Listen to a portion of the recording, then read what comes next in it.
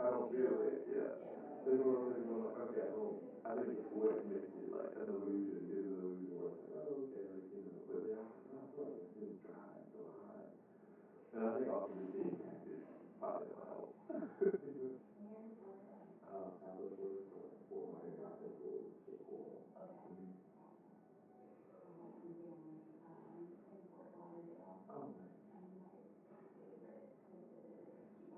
Oh, I actually was for that's the first visit I did for that game this day. I've done it happening. So I did have it in over yesterday. It was very positive.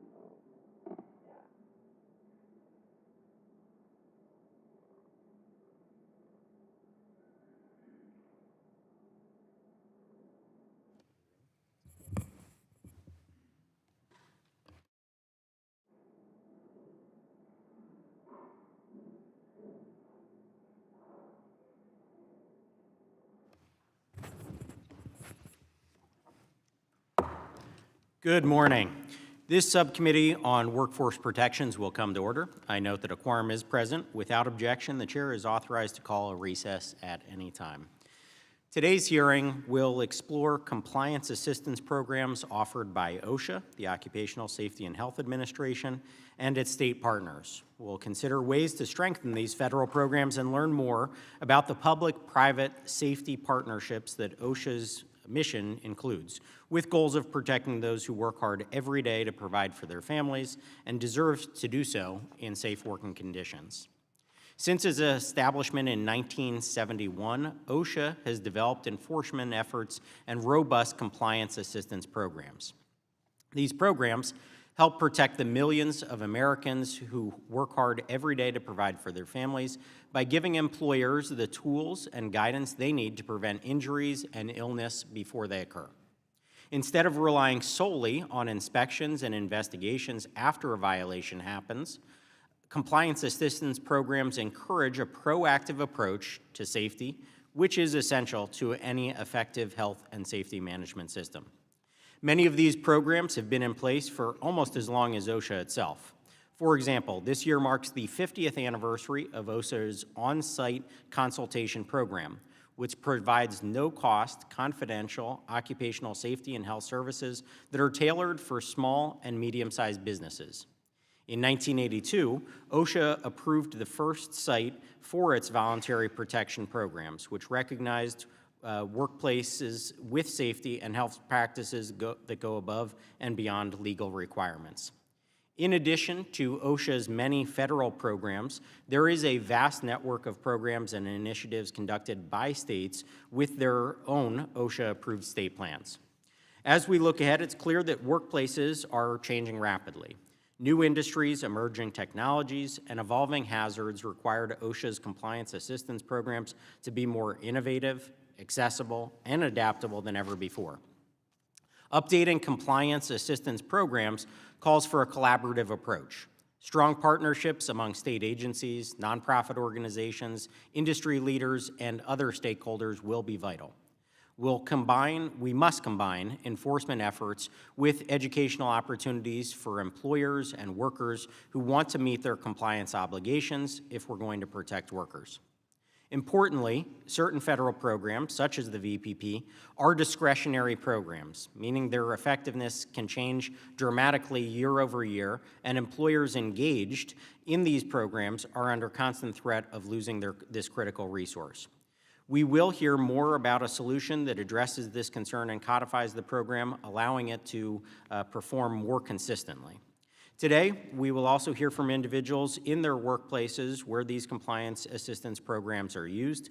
The witnesses will offer their perspective on how these programs have made their workplaces safer, and they will make recommendations about how these programs can be improved to ensure worker health and safety. I look forward to today's hearings and today's witnesses discussing strategies to make OSHA's compliance assistance programs more effective and responsive to the needs of the workforce. With that, I yield to the ranking member for her opening statement. Thank you, Mr. Chairman, and thank you to our witnesses for being here today. Over the last 6 months, the Trump administration has embarked on an aggressive assault on worker protections. And just in the past 2 weeks, Trump's Department of Labor has released 6 deregulatory rulemakings, 2/3 of which focus on health and safety issues. These proposals target core worker protections, including changes to child labor rules, removing a requirement as basic and essential as having adequate lighting on construction sites, and even weakening workers' protection against asbestos. This spree of deregulation follows months of mass firing at the very agencies tasked with researching and investigating workplace conditions and a proposed budget that will reduce inspections and slash DOL's capacity to develop new safety standards. The message is clear. Workers' rights and protections are under attack. Compliance assistance programs such as the Voluntary Protection Program have their place, but they are no substitute for a clear standard that are actively and effectively enforced. No job should ever be a death sentence. Workers deserve to come home to their families at the end of the day, alive, healthy, and whole. Yet according to the AFL-CIO, workplace hazards killed approximately 140,000 workers in 2023, including 5,283 workers from traumatic injuries and an estimated 135,000 from occupational diseases. To protect workers from harm, Congress has passed landmark safety laws and established important agencies like OSHA, MSHA, NIOSH, and the Chemical Safety and Hazards Investigation Board. When they are all allowed to do their jobs and are fully funded, these agencies save lives and prevent harm to workers. But now the Trump administration is attempting to strip away safety regulations, dismantle critical agencies like NIOSH and CSP. In doing so, they are threatening the lives of workers who rely on those safeguards and the resources these agencies provide. In my own district, we're already feeling the consequences of these cuts. The University of Minnesota's Midwest Center for Occupational Health and Safety is one of just 18 NIOSH-funded education and research centers in the nation. It trains the next generation of workplace safety experts who will help protect our workers in high-risk industries.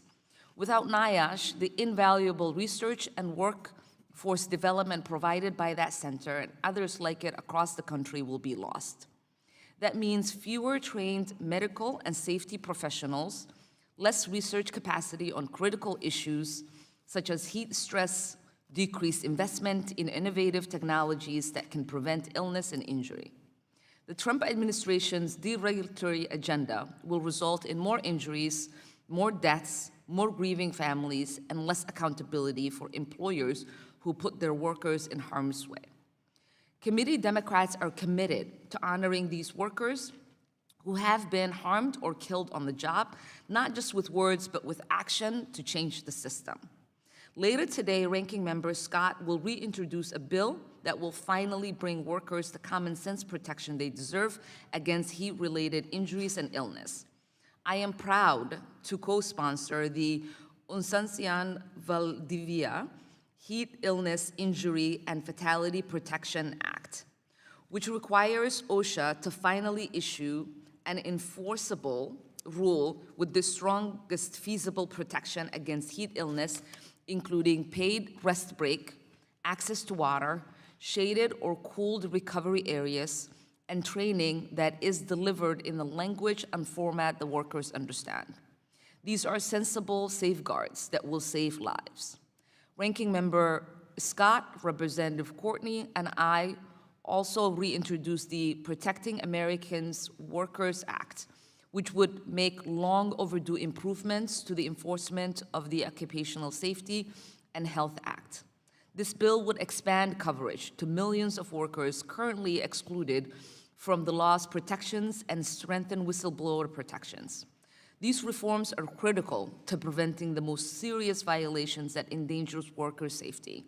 Democrats are offering real solutions to the problems workers face on the job instead of ripping away protections. I hope that our discussion today can center around ensuring that workers come home safely at the end of the day. Finally, Mr. Chairman, I request unanimous consent to enter into the record a statement from the United Steelworkers about the Compliance Assistance Program we will be discussing today. Without objection. Thank you, and I yield back. Pursuant to Committee Rule 8C, all members who wish to insert written statements into the record may do so by submitting them to the committee clerk electronically in Microsoft Word format by 5 p.m. 14 days after this hearing. And without objection, the hearing record will remain open for 14 days to allow such statements and other extraneous material noted during the hearing to be submitted for the official hearing record. Now to the introduction of our witnesses for today. Our first witness is Mr. Chris Williams, the Executive Director for the Voluntary Protection Programs Participant Association in Falls Church, Virginia.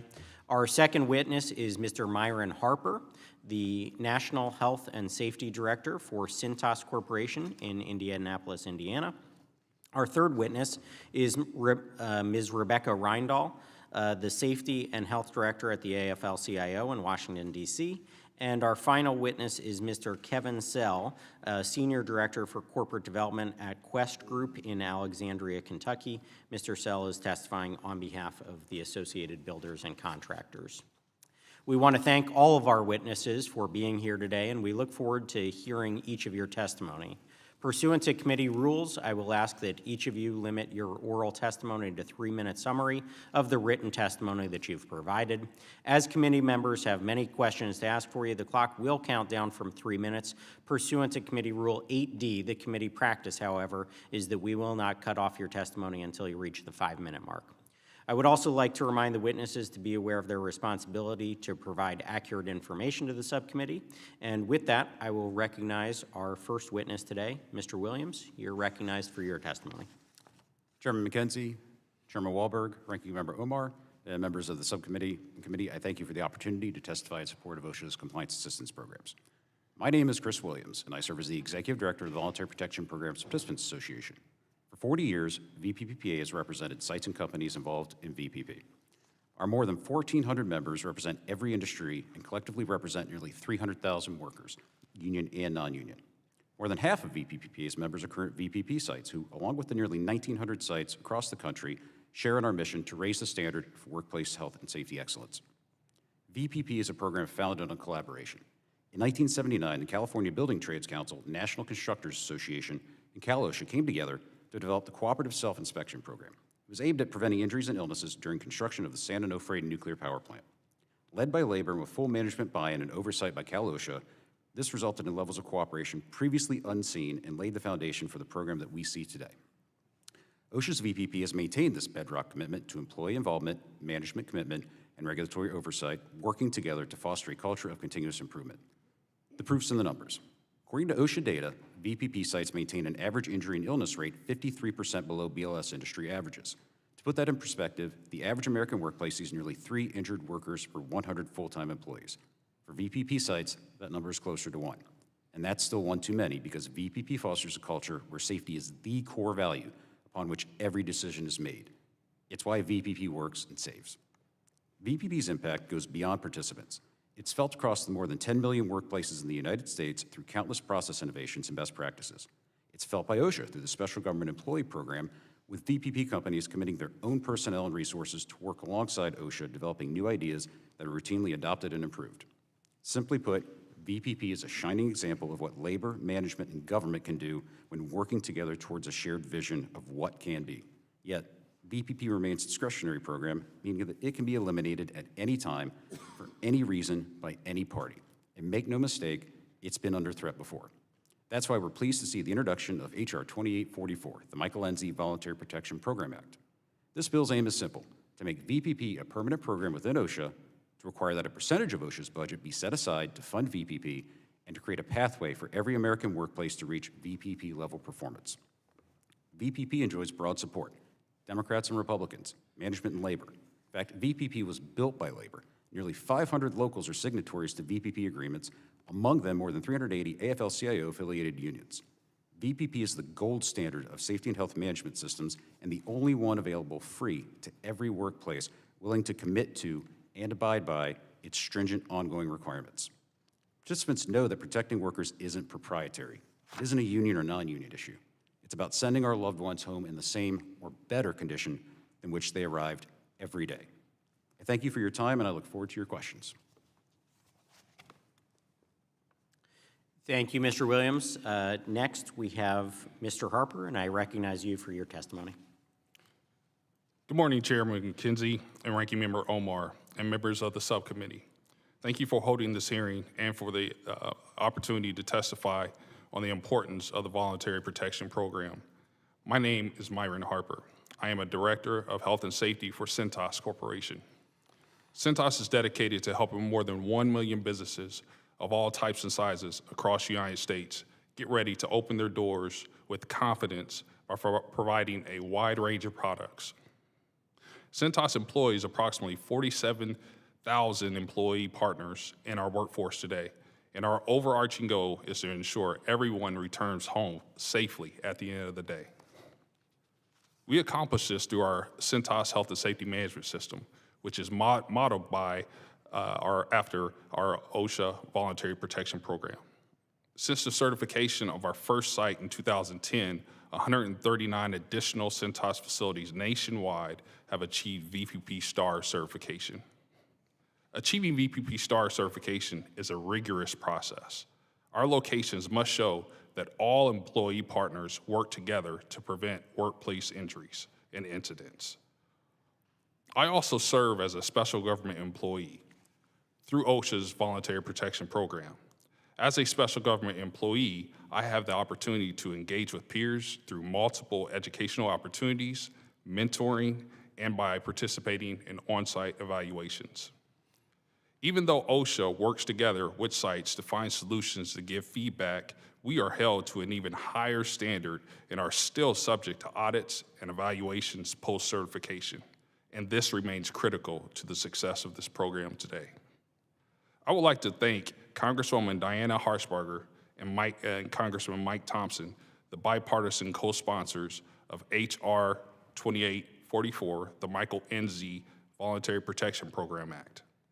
Passage of this legislation would ensure the long-term success of this great program in keeping all employees engaged, healthy, and safe. Thank you again to the subcommittee for the opportunity to testify. I look forward to your questions. Thank you. And next, I'll recognize Ms. Reindell for your testimony. Good morning, Chairman McKenzie, Ranking Member Omar, and members of the subcommittee. I appreciate the opportunity to testify today on behalf of the AFL-CIO about protecting worker health and safety. I want to start by saying that the magnitude of work-related fatalities, injuries, and illnesses is enormous for American workers, and it's totally unacceptable in this country.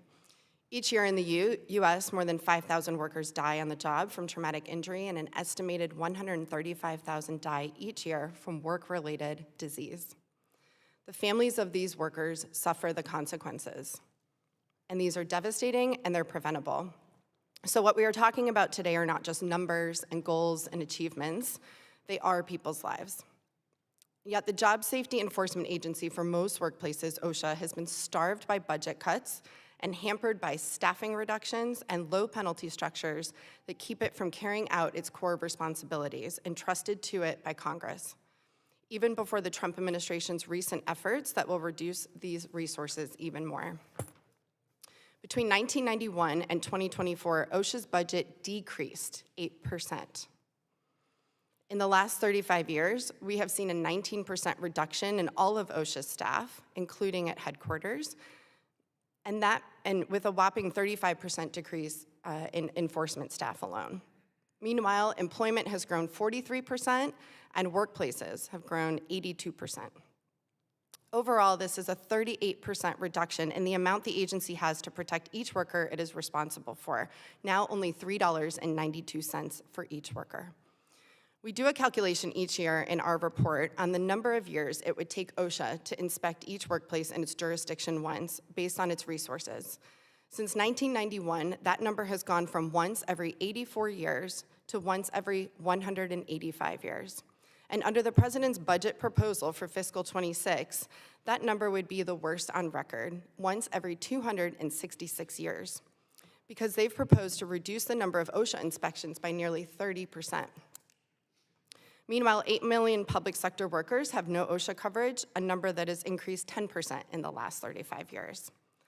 All of this means that the budget appropriated by Congress is not enough for the agency to carry out even its core responsibilities of setting standards and enforcing them.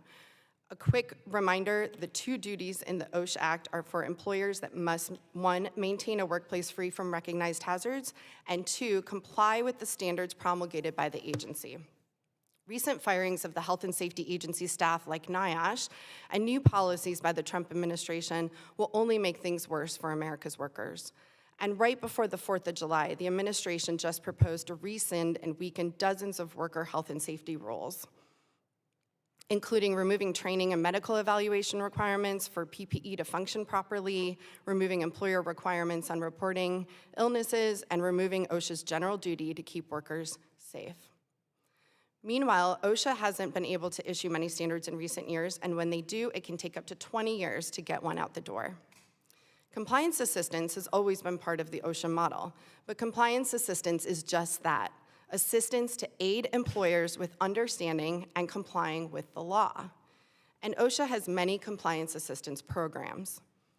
Examples are resources for businesses to better understand the standards they need to follow, guidance on specific hazards and ways to correct them, and recommendations on systemic issues to keep those hazards corrected. But lower penalties, just like inspection exemptions, incentives to underreport injuries, and a lack of meaningful worker and union participation all undermine the credibility of any voluntary program. And resources are not distributed evenly. For years, OSHA has consistently spent more than 10 times the amount of money on employer compliance assistance than it has on worker safety and health training. And now the President has proposed to zero out worker health and safety training altogether in OSHA's budget. OSHA's few resources are not a reason to spend more money on voluntary approaches. Compliance assistance is an important part of the OSHA model, but only as an aid to support the mandate the agency was given by Congress, not a replacement for it. Thank you for inviting me to testify, and I would be happy to answer any questions. Thank you. Lastly, I'll recognize Mr. Sell for your testimony. Thank you, Chairman McKenzie, Ranking Member Omar, and members of the subcommittee. Thank you for the invitation to testify this morning and for the opportunity to discuss voluntary protection programs and the future of Occupational Safety and Health Administration's compliance assistance. Again, my name is Kevin Sell. I currently serve as the Senior Manager Corporate Development at Quest Group. We are a 100% employee-owned company founded in 2003. Quest Group has grown from its roots in Port Clinton, Ohio to become a trusted partner across the United States. Today, Quest Group is licensed in nearly 40 states with 7 regional offices and 2 craft education facilities. Today, I'm testifying on behalf of Associated Builders and Contractors, a national trade association with 67 chapters, representing more than 23,000 member companies and millions of craft professionals. I began my career as a firefighter, later shift commander, and that helped me launch a career in construction. Before Quest Group, I contributed to the significant growth of Century Construction and United Group Services through safety quality programs and workforce development solutions from 1990 to 2004. I've also held leadership roles on both the Kentucky Workers' Compensation Funding Commission, and I chaired the Kentucky Occupational Safety, Health, and Review Commission. Aside from my education, I hold several certifications in the health and safety field. The area offices of OSHA provide employees and employers with valuable expertise and support through the Compliance Assistant Specialist and their challenge program that is a path to VPP. By having a partnership with the area office, you gain non-enforcement support so you can work with OSHA to get better and reduce risk to your entire team. This is especially important for construction, as many of us have mobile workforce that moves around a lot, and this presents its own set of challenges that are far different and more complex than most general industry sites. In 1999, we met with then Region 5 Administrator Mike Connors, who challenged us to take the ABC STEP, which is Safety Training Evaluation Process, and Challenge Program to a construction version of the Voluntary Protection Program, or VPP. We started that demonstration program in 2001. VPP in every industry allows employers, employees, and labor to apply for an audit that leads to the VPP designation. Many of us call the VPP OSHA's seal of approval. The VPP makes the work environment better, safer, and even supports business growth and job security. It's also important to note that positions like the Compliance Assistant Specialist and VPP allow OSHA to focus on the bad employers and use their VPP partners as subject matter experts and resources. OSHA standards are minimum standards, and it is far better for employees to be protected by a VPP employer. It is also important to mention a bit more about ABC's STEP program. This process gives you a position of where your health and safety program is at and how to get better based on levels like gold, platinum, diamond. When I mentor construction companies applying for VPP, I always ask them for their STEP level or have them start this process. STEP was a key factor in creating VPP in construction, and I still find it of high value to that application process. STEP has also evolved to add something of great importance to all of us in every industry, and that is mental health and suicide prevention. Together with all other aspects, we now focus on total human health. I look forward to discussing this important issue with the subcommittee today and hopefully provide insight into the successful programs. Thank you very much. Thank you. Under Committee Rule 9, we will now ask questions of the witnesses under the 5-minute rule, and I'll be recognizing myself for the first series of questions. Mr. Williams, your written testimony noted that the mission of the Voluntary Protection Program is to send workers home from work in safe or better condition when they arrived. How do OSHA's compliance assistance programs like VPP complement the enforcement side of OSHA's work in achieving this goal? Thank you for your question. Quite simply, VPP is an efficiency tool for OSHA in that it supplements personnel from VPP sites in the form of special government employees who go out and conduct audits, can review applications in some regions, and the like. So it does free up those resources potentially for enforcement efforts. It also allows VPP itself, the performance of those companies and sites in the program, it allows OSHA to focus on, as the witness stated, those truly bad actors who for reasons incomprehensible to the moral mind, refuse to comply with OSHA requirements. We know that VPP sites, from a performance standpoint, are well above and beyond compliance, and they're well above beyond their performance of their peers. So VPP sites also commit to that pay-it-forward model, where their resources, their best practices are openly shared amongst industry, amongst their peers, not as proprietary, but in order to help send those workers home safe every day. Well, I appreciate that response, and it actually sets up my next question perfectly. Mr. Harper, you highlight in your written testimony the opportunities given to you as a special government employee or an SGE. As an SGE, you're able to offer your knowledge and experience to smaller businesses just starting out and businesses in need of strengthening their current safety practices. How has your work as an SGE benefited smaller businesses?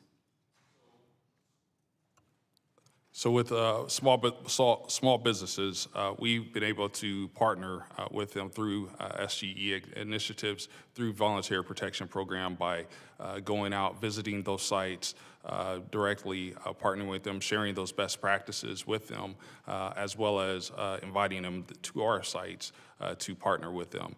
It's a great benefit to those smaller sites as well as to our site to partner with other businesses that may have the same issues that we have faced before, and we're able to help identify those solutions directly. So building businesses, community involvement together to send every employee home safe and sound.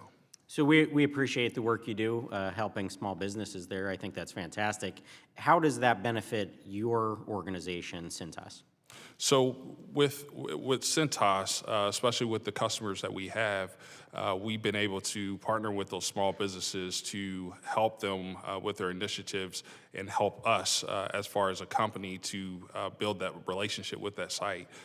So if they continue to build and grow, that helps us long run on our side as well, but it helps us with our knowledge, sharing best practices from those sites, and things that we're able to benefit from with the SGE evaluations and tools that we get from those sites. Fantastic. My final question is for Mr. Sell. By having the Voluntary Protection Program in place, OSHA gains industry ambassadors who enthusiastically offer their expertise to industry safety efforts, as we just heard. OSHA may also exempt VPP sites from programmed inspections, which allows the agency to allocate resources towards expanding outreach or, when needed, enforcement. Having participated in the VPP, can you highlight the benefits an employer and its employees receive from the program? Certainly, and thank you for the question, Mr. Chairman. As the employer or the group, the company, the benefits received is that you're starting that, it's not just a partnership. I would argue that it's a relationship, and that you're in regular communication with your respective area office.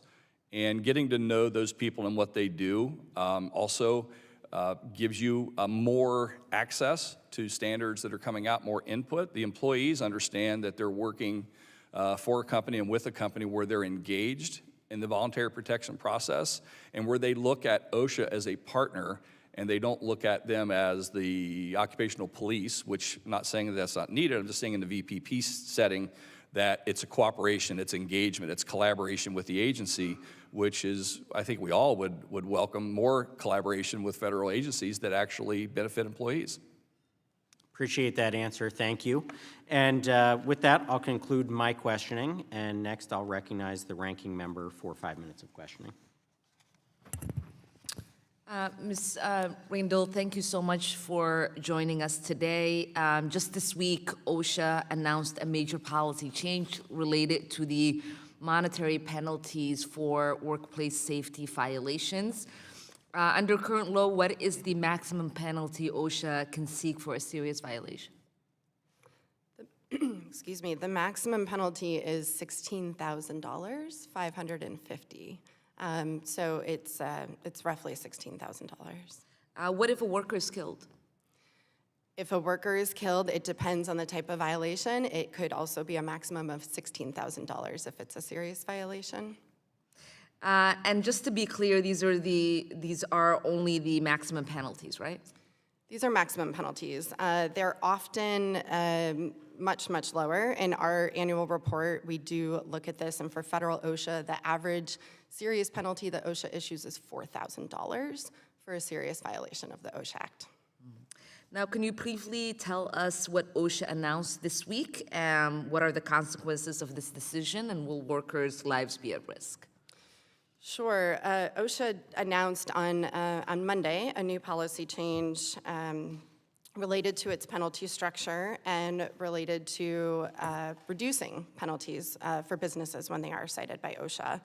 OSHA has always, long-term, has had 4 categories for good faith, penalty reduction, history, lack of a history of violations, penalty reduction, quick fix penalty reduction, and size-based penalty reductions. And what this policy did here was it changed the criteria, and it's letting more employers into the penalty reduction space, and that includes large employers, not just small businesses. It also increases the penalty reductions to 70%. So you get fined by OSHA, you can have up to a 70% penalty reduction now, or 80% for willful violations. And if you haven't had an inspection in 5 years, you actually can have a reduction in penalties. And what it used to be was that you had to have an inspection in the last 5 years without many serious violations in order to achieve that. Wow. What message does it send when this administration is willing to make it cheaper to break the law? Sure. This new policy just creates incentives for employers to take the low road and to not follow the law. If you know that, I mean, we already know that OSHA doesn't show up to workplaces because of its resources, that it can't make it to so many workplaces every year. And further now, we know that if they will show up to, employers can expect penalties that are much too low to be a deterrent for violating our nation's safety and health laws. In May, Secretary Chavez Romero told this committee that she would double down in addressing child labor. And yet her Labor Department recently sent a draft rule to OMP on child labor, which has not been made public. That might actually weaken child labor protections. With child labor violations rising across the country, we need to make our child labor laws stronger, not weaker. And I hope everyone here can agree with that, because potential rollback is very troubling. Ms. Raindl, if this new DOL rule increases hours that children can work or exposes them to more dangerous jobs, What exactly is the Trump administration doubling down on? Sure. Yes, we haven't seen this rule in full yet, but it is by title about hazardous occupations for children to work in.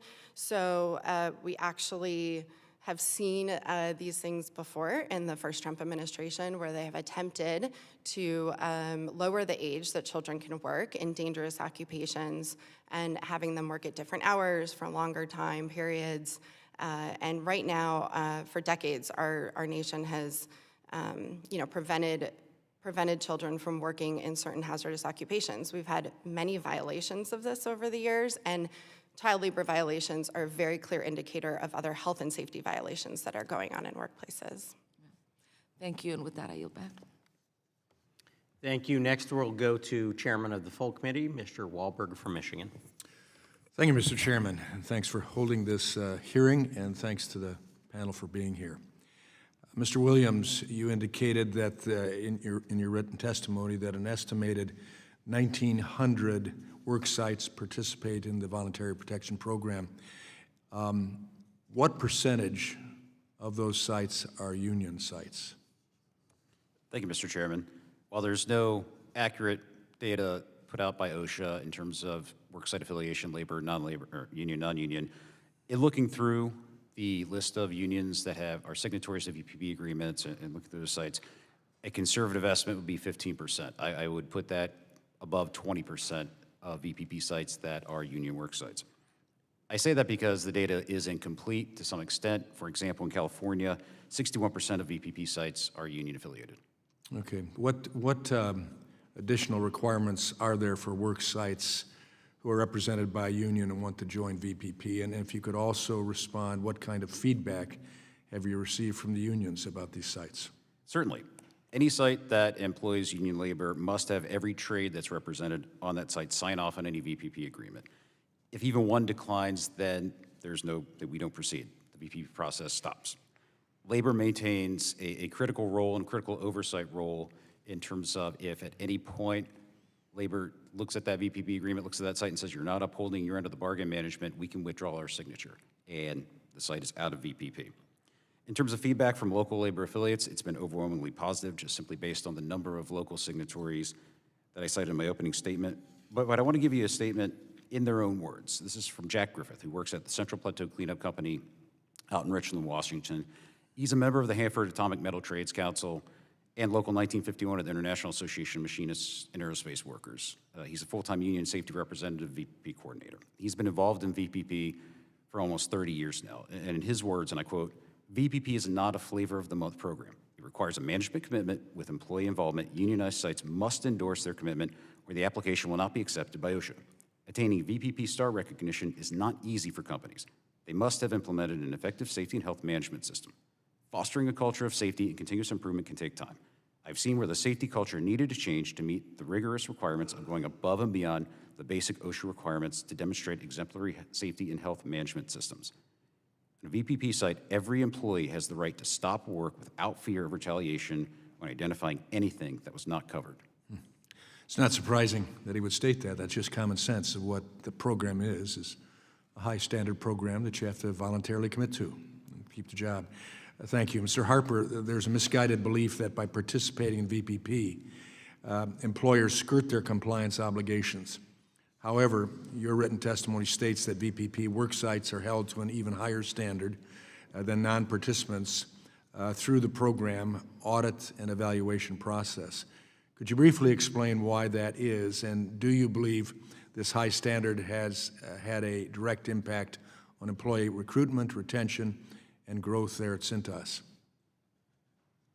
Thank you for your question.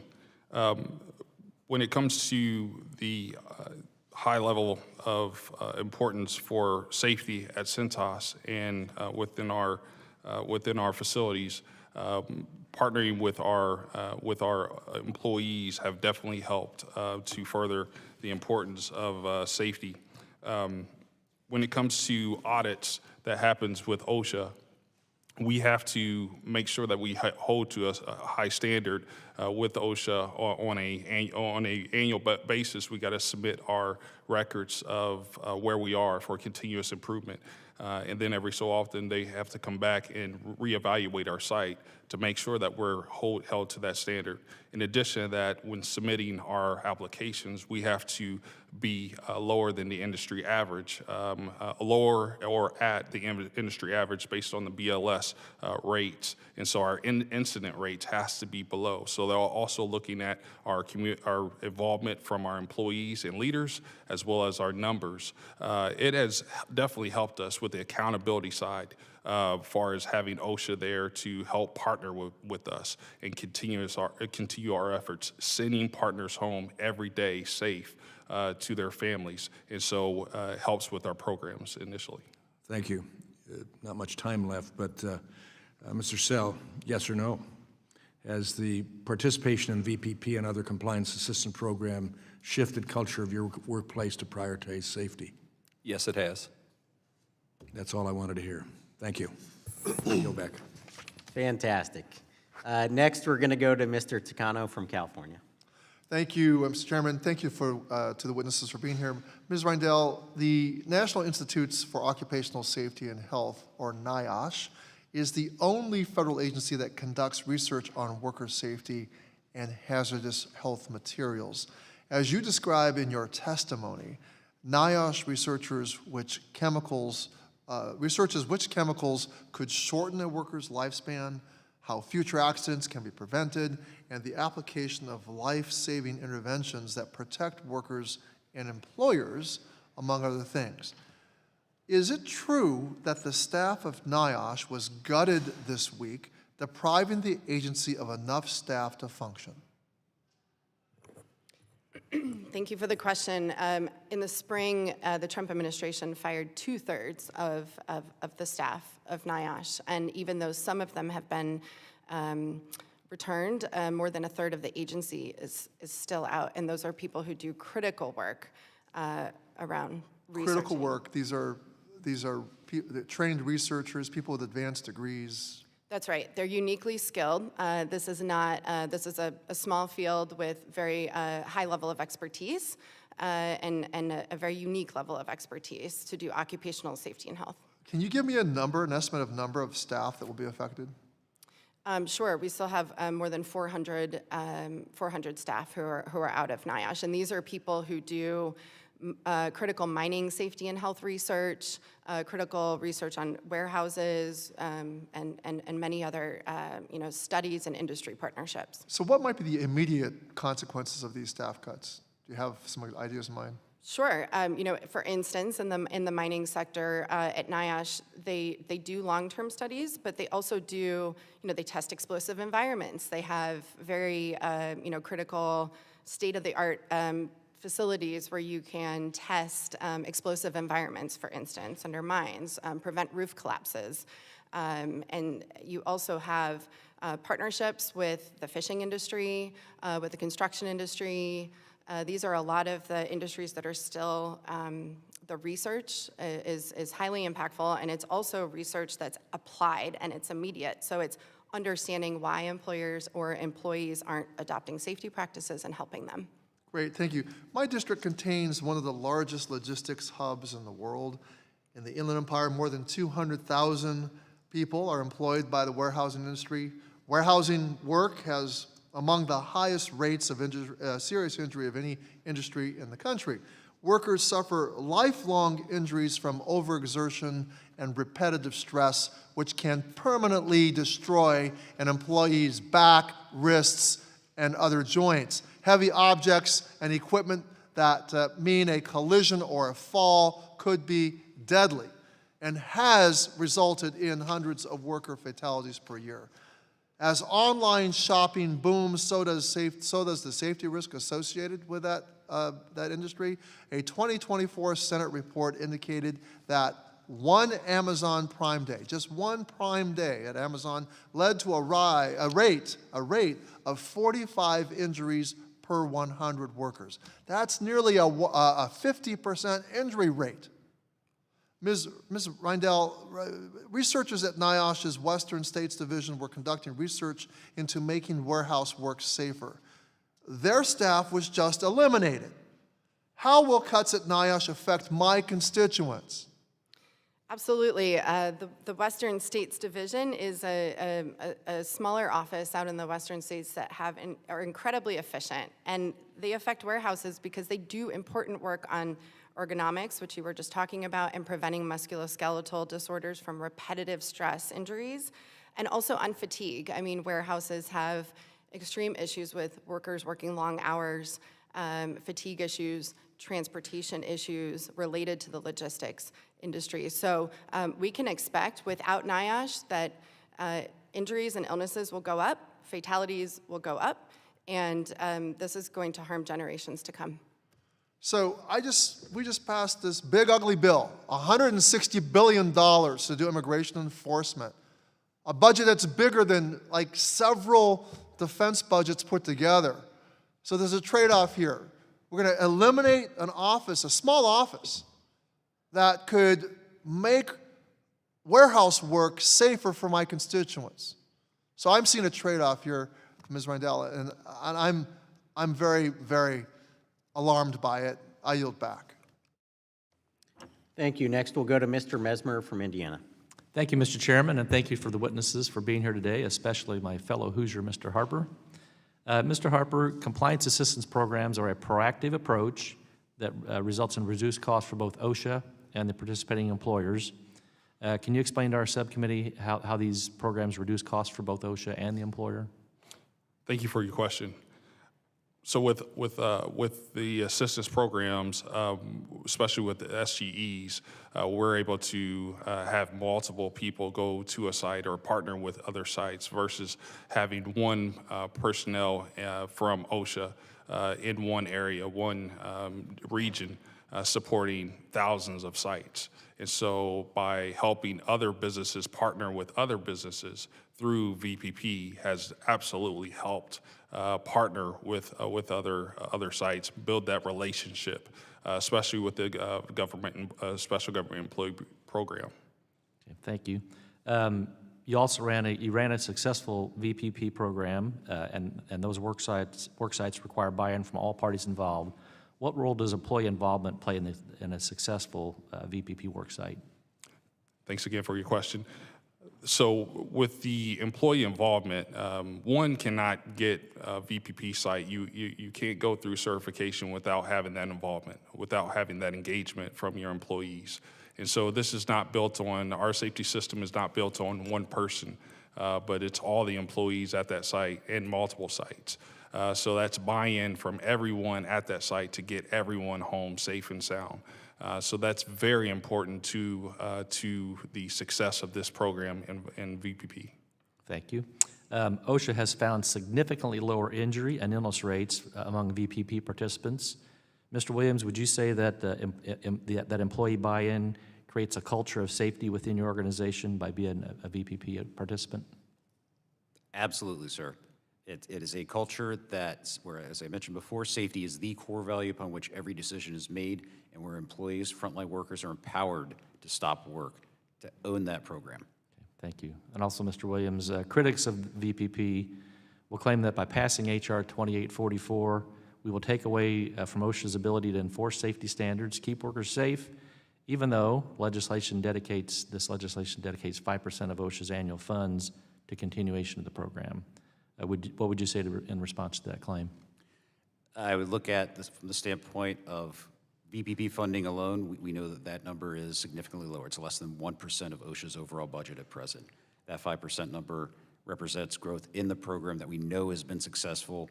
And I would relate that as well from the standpoint of we look towards what VPP accomplishes in the scheme of, we talk about enforcement. Enforcement will always have a need within OSHA and will always be part of its core mission.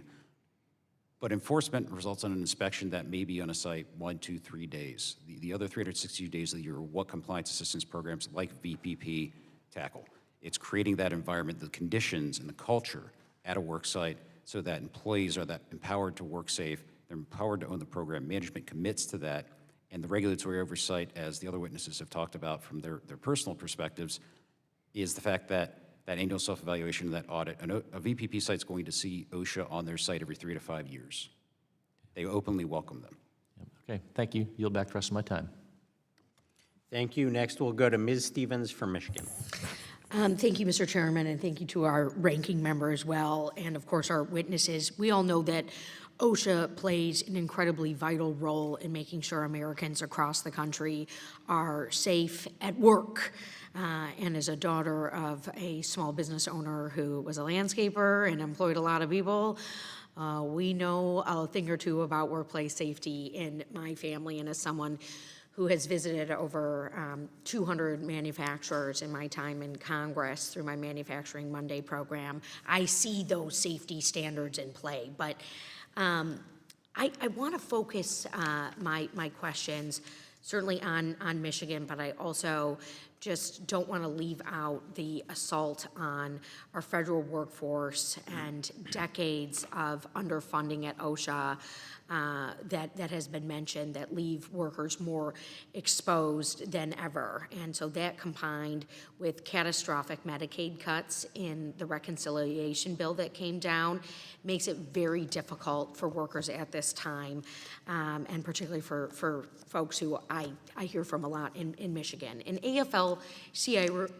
report found that OSHA has just $3.92 per worker that it is responsible for protecting, and that's down from $6.36 in 1991. And the number of OSHA inspectors per million workers has fallen from 9.7 to 6.1. So, Ms. Rendell, you served at OSHA, you mentioned that. How does this consistent and worsening underscore resourcing or the under-resourcing of the agency that leaves workers exposed to increased safety risks on the job? Sure. You know, I think in short, just to say that you have the fox guarding the hen house, right? You have fewer inspections, fewer presence less in presence in the workplace by OSHA, by an independent, by an external third party.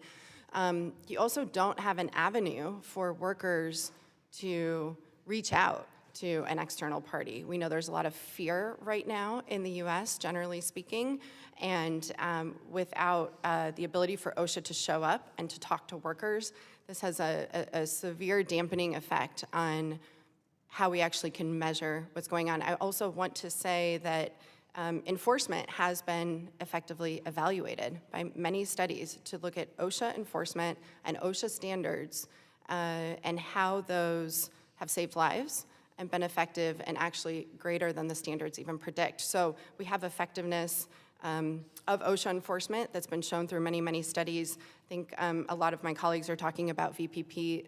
This program still hasn't been critically evaluated, and where it has, there have been big problems with those evaluations to show that they're actually effective. So what we really want to do is make sure employers are following the law. Yeah, and how about attraction? So when we think about growing our manufacturing sector, we also need to think about the talent that we're bringing in. And I'm curious if when we're ripping away regulatory frameworks and the things that protect people on the job, if it is going to make it easier or harder to attract the talent.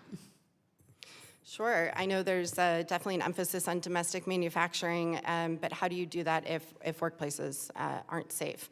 I think that we've also heard today about OSHA being a critically a part of the VPP program.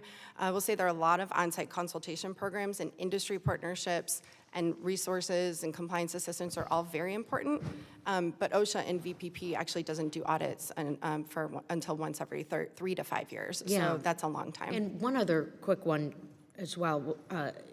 When you talk about the valuable role that NIOSH plays in keeping workers safe and what American workers will miss out on, how does this upheaval affect that? NIOSH is really our only source in the government for critical research on health and safety issues. It also already has a lot of industry partnerships, a lot of academic partnerships, real implementation on the ground of preventing workplace injuries and illnesses practically in real time, and also conducting surveillance so that we actually know what's going on in workplaces throughout the states. Well, thank you so much, and I yield back my time. Thank you. Next, we're going to go to Mr. Fine from Florida. Thank you, Mr. Chairman, and thank you to all of you for being here to talk about this important topic. Obviously, we want to make sure that all of our workers are safe and don't get injured or, even worse, get killed. I have a couple questions. I'm going to start with Mr. Sell. The argument in favor of compliance assistance programs is that it reduces costs by seeking to prevent injuries and accidents as opposed to dealing with them afterwards. But there may also be additional cost savings as well, and that's where how can we do things cheaper? How do OSHA's compliance assistance programs reduce the compliance burden for employers? That is a great question. Thank you for that. So the compliance assistance specialist acting in a non-enforcement capacity can actually work with every employer. It really benefits small employers that don't have those types of resources, but every employer is entitled to that service. So whether it's program development, risk assessment, or just trying to figure out what's the best way to protect your employees from a particular risk, that's where they come into play. That's where they have the expertise. Where they save money, quite frankly, to a business is the output of that. So if they're helping the employer on the front end, then there's no risk or there's reduced risk on the back end. You also see that come through, at least in my opinion, you have a greater reduction to capacity of your workers' comp insurance, which is based on hours worked. Your general liability goes down, so the company becomes better financially because that compliance assistance specialist, in fact, is saving them money. They also, if they're working in that partnership, and this is an indirect output, employers want employees to work for them, and employees, especially America's workers, want to work for employers of choice. They want to go somewhere where they're protected and treated well, and a compliance assistance specialist helps that because they see them there and they know the employer cares. Okay, well, thank you for that. My next question is for Mr. Williams. Mr. Williams, your written testimony expresses support for H.R. 2844, the Michael Enzi Voluntary Protection Program Act. This bill would require OSHA to dedicate 5% of its annual budget to funding the VPP. A version of this bill has been introduced in previous Congresses long before I got here. So that's why I want to know, what were past concerns with this legislation, and how does H.R. 2844 address those concerns? Thank you for the question. I'll touch on a couple potential issues that may have been stumbling blocks in previous sessions. The first and foremost is that some of the language from a funding standpoint in previous versions of the legislation would have been considered open-ended. I think there was some concern from both parties that it was a blank check and carte blanche for the Secretary of Labor, whoever that may be at any given time, to fund as much or as little for VPP and compliance assistance. I believe that 5% rider addresses that. Whether OSHA's budget is $500 million or $50 million, it would still be 5% of that amount. The second would be, I think, in looking from the standpoint of we talked of that budget number, I think there's also been a misconception that the program is pro one party or the other, or pro labor or pro non-labor, non-union.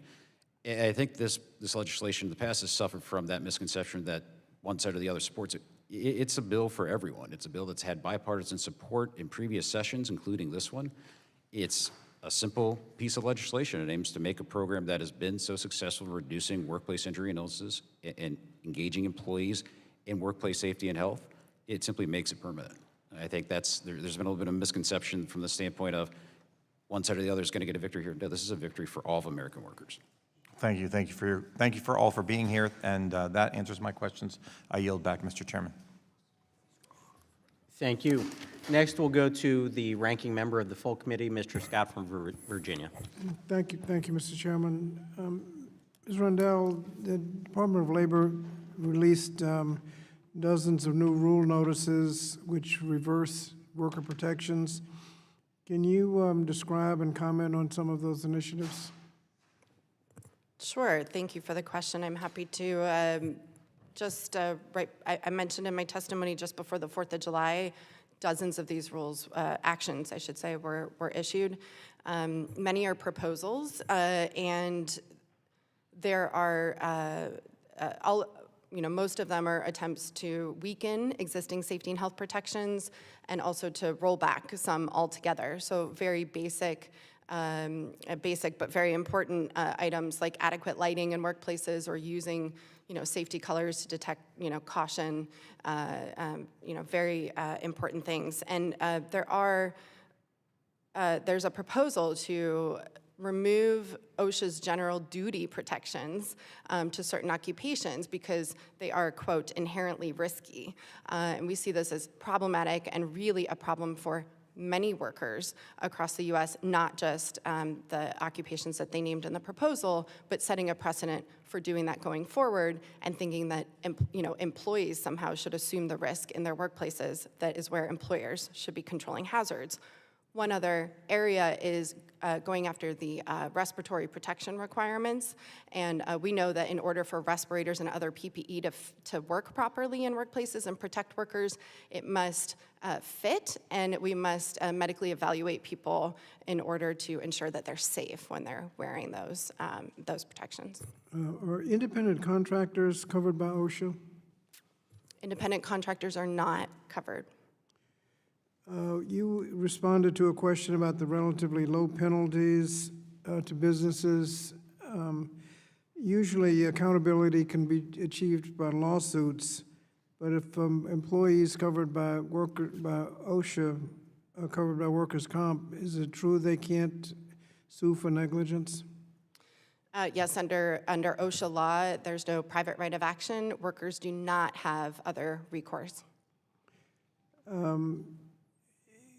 In the voluntary plans, what should we look for to ensure that the plans are actually working as intended? Right, so these voluntary, so I will just say the compliance assistance has many types of programs at OSHA. I know we're talking a lot about VPP today, and that's just one of the programs. On-site consultation is already a program that exists for small businesses, and that's a free and a confidential service that OSHA already offers to small businesses. And VPP tends to benefit large corporations, and those are employers that are already paying attention to safety because they have to do that in order to get into the program. They have to have low injury and illness rates to stay in the program. And where we've seen pressure to maintain low injury and illness rates, we also see policies and pressure for workers to not raise and report injuries and illnesses.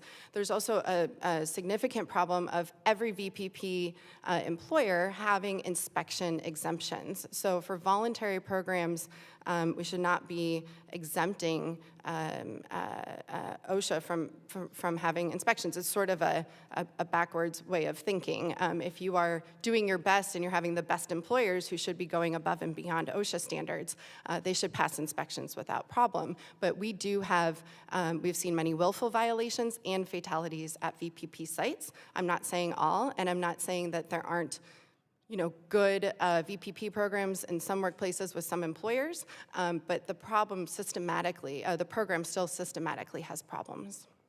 Mr. Williams, how can we be confident that violations are actually reported, and can that be legally enforced? Absolutely, Mr. Scott. I would address the concern about the program inspection exemption with this. VPP does not exempt sites. The program does not exempt sites from inspections for imminent dangers, from whistleblower actions. So VPP sites are still required and are still subject to those inspections. From a validation standpoint, I would also like to mention that VPP, GAO issued a report in 2009 that offered up recommendations to improve the program from an internal standpoint at OSHA. And I do want to thank previous Assistant Secretary of Labor, Dr. Michaels, and Deputy Assistant Secretary Jordan Baird, because under their watch, they implemented the changes that GAO recommended to improve and strengthen the program. And so we want to thank them for their support of VPP and also for making the program better and validating that it is successful. Thank you, Mr. Chairman. Thank you. Next, we'll go to Mr. Grothman from Wisconsin. Thank you. Take advantage of your expertise.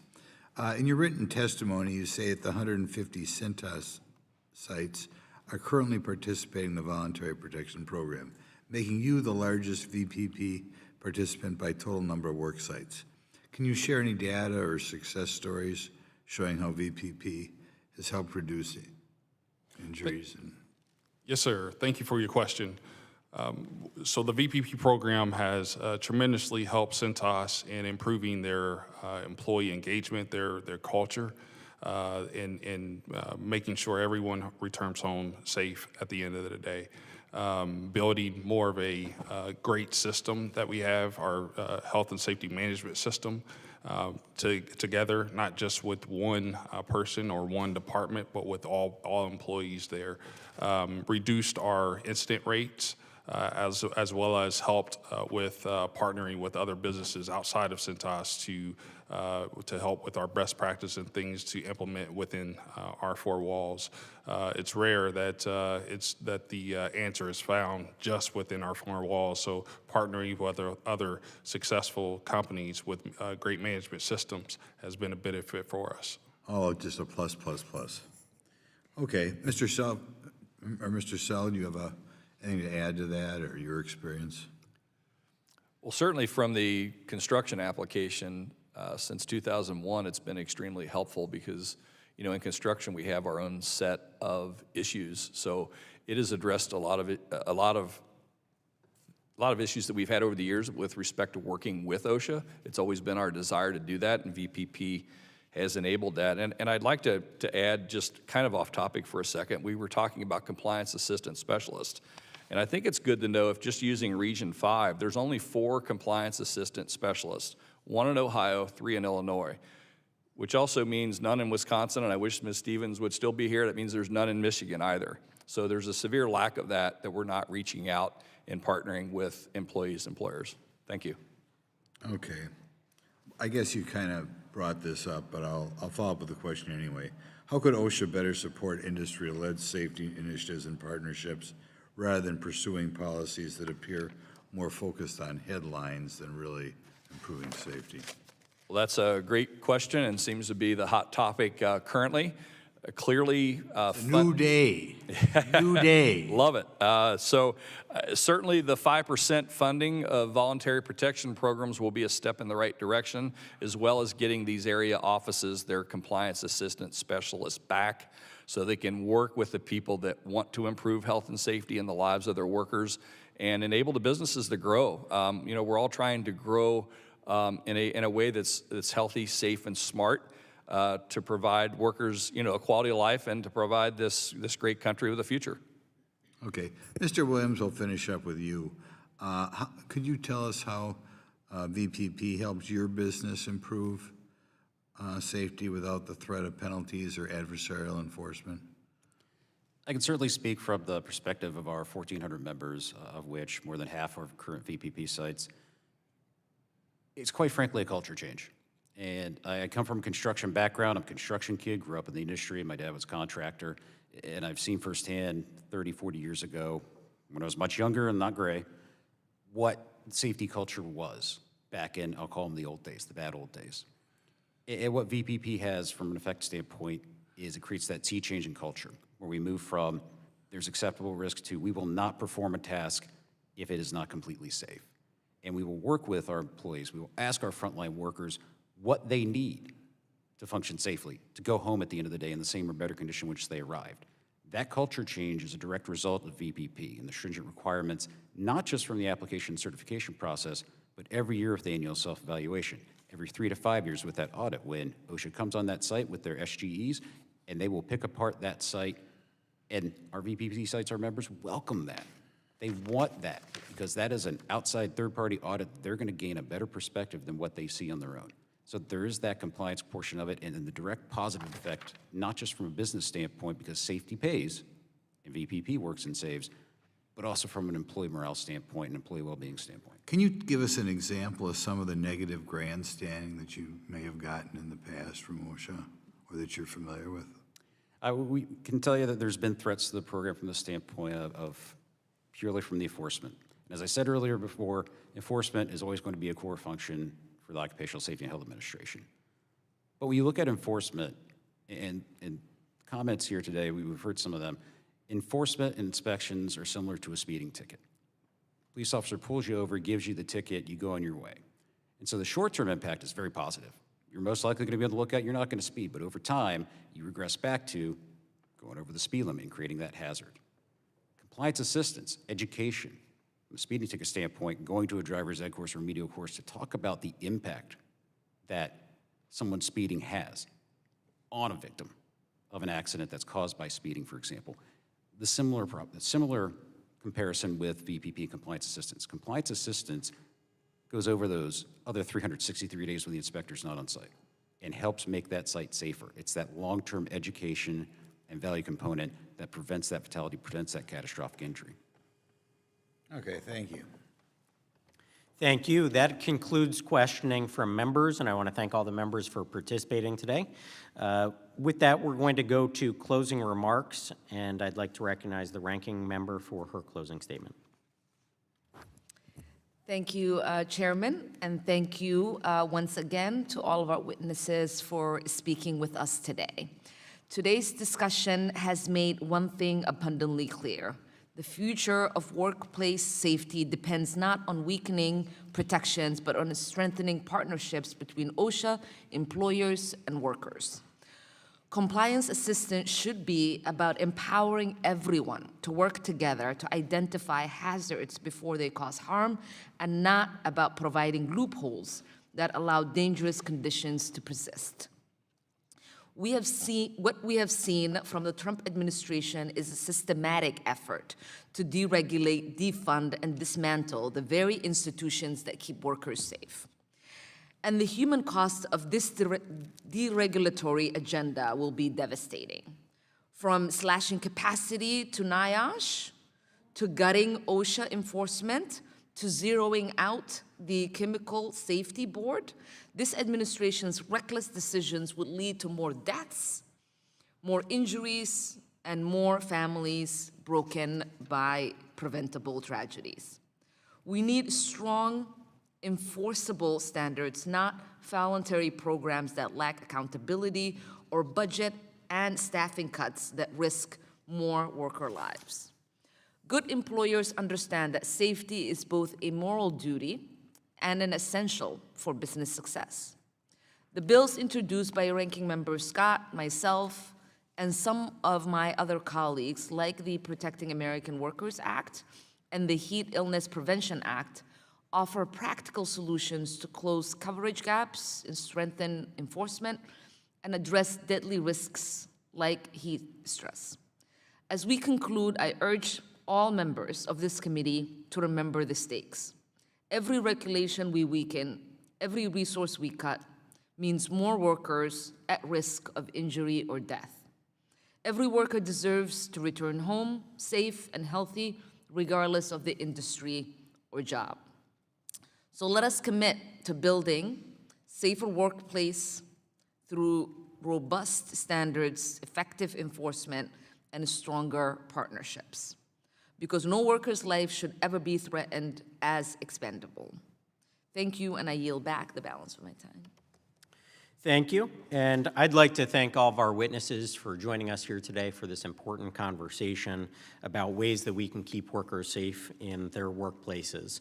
Voluntary protection programs can be one important component of workplace safety, and we heard in the testimony today about how we can actually prevent accidents before they occur by creating that culture for safety that exists throughout the entire year for workers, not just a snapshot in time when an enforcement official shows up for OSHA for a day or 2 days and they get to see and experience what's going on in that workplace. I think, again, we all want to have that preventative maintenance going on, that preventative safety, and I think voluntary protection programs help aid and assist workers in having that culture of safety in their workplaces.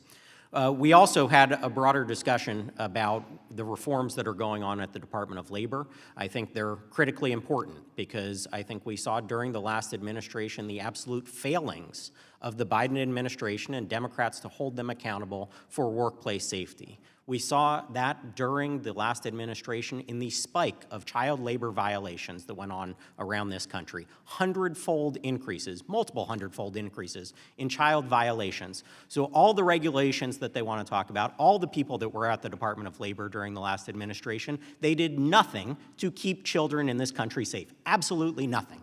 So to sit here and say that we need no reforms and no changes is absolutely absurd. We want to work hand in hand with the Trump administration to make sure that we're keeping workers safe in all environments. And that's what we're going to do. The administration is making critical reforms that are so important, and we're going to work with them as a legislative body to make sure that workers across this country are kept safe. Again, I can't believe that we sit here and hear from the other side about how they want to keep workers safe in this country when they did nothing for years to keep those children safe in their workplaces. Absolutely nothing. That's an outrage. And it should be on the record that they did nothing, they said nothing, and now they want to sit here and try to take the moral high ground for workers. Absolutely absurd. So with that, I would again like to thank our witnesses for being here today. Look forward to working with all of you and everybody across the aisle in a bipartisan fashion to find ways that we can keep workers safe in this country, whether it's in a voluntary fashion or in a regulatory fashion. We all share that same goal, and I want to thank you again for being here. With that, this meeting is adjourned.